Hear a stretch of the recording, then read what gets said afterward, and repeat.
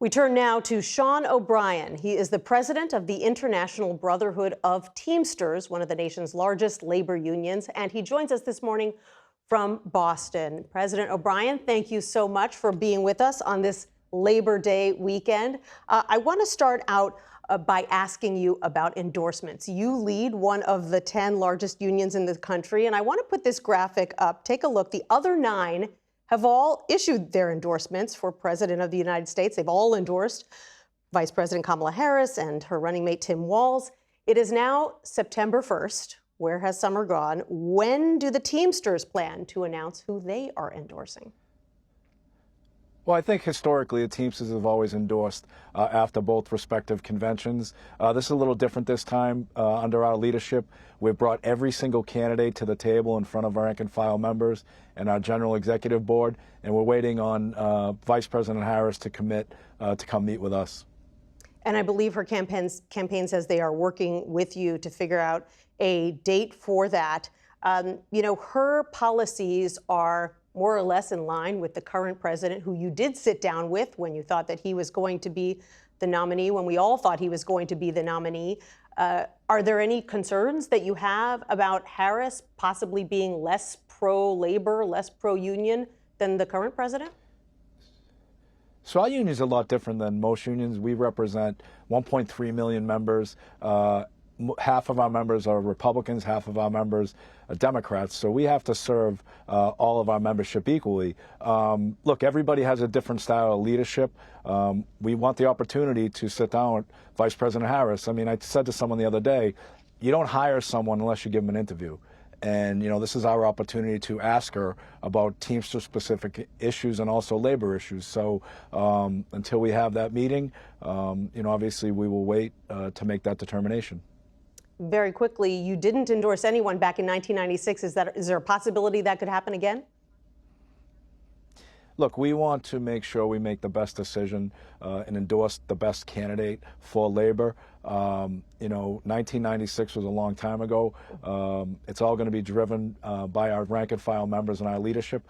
We're a very, very democratic union. Got it. Sean O'Brien, stay with us. We're going to have more questions for you after the break. We'll be right back. Welcome back to Face the Nation. We continue our conversation now with Teamsters President Sean O'Brien. Mr. O'Brien, thanks so much for sticking with us. One of your fellow unions, the United Auto Workers, filed federal labor charges against the Republican nominee Donald Trump after he seemed to celebrate the notion of firing workers who go on strike. That happened in a conversation that he was having with Elon Musk. Are you with the UAW on this? Do you support the action they took? Look, I support anybody that attacks labor. They should be held accountable, and any organization that's going to hold them accountable. I can't speak for the UAW, but if you recall when those remarks were made by former President Trump, I was the first union to call them out, call the administration out, and call, quite frankly, Elon Musk out. I've been fighting corporate billionaires and greed for the last 2.5 years, and you know, the UAW feels they have a right to file an NLRB charge, so that's their right. I've got a right to call out former President Trump or anybody else that attacks labor. Yeah, if I'm remembering correctly, you called it economic terrorism. How did it go over with your members? Look, our members love the fact that they have a voice, that they have the ability to stand up and fight corporate America. It's been a long time coming. Over the last 2.5 years, the Teamsters Union has had 226 strikes. We've grown more than we ever have. So there is a great appetite for the fight with our rank and file members. And our rank and file members enable us to fight for them day in and day out.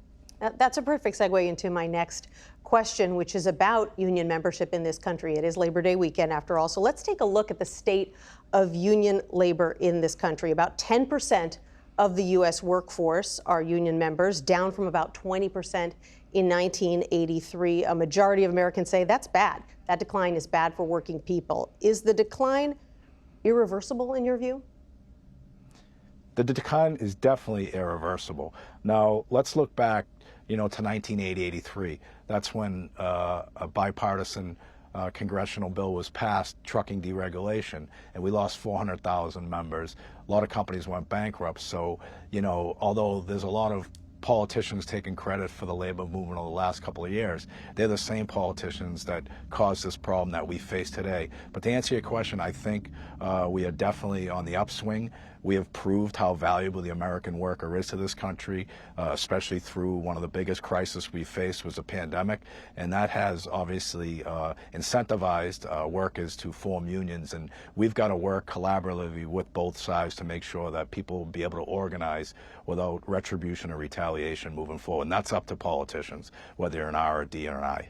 You know, you shared that message at the Republican convention, a move that some members of Teamsters leadership did not approve of. They were pretty vocal about that. It appears that it also cost you a speaking slot at the Democratic convention. Did the Democrats ever tell you why they didn't give you a chance to speak? No, they didn't. And look, I'm going to say this.